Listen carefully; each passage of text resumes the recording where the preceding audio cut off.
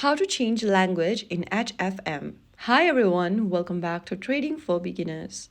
If you're wondering how you can change the language so everything feels easier to understand on HFM, then the process is quite easy, so let's jump in. First of all, launch open the HFM application on your device and log into your account. Once you're inside, go ahead and tap on the More button at the bottom right corner from the home screen. After you're inside the More menu, go ahead and tap on Appearance Settings.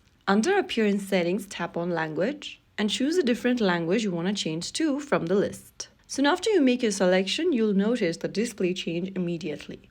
So there you have it. You can go ahead and select the language of your preference, whichever it is, and the interface usually updates instantly. So there you have it. That's how super quick and easy it is. If you found the video helpful, don't forget to like, share, and subscribe to our channel. I will be back again in the next video. Thank you for watching.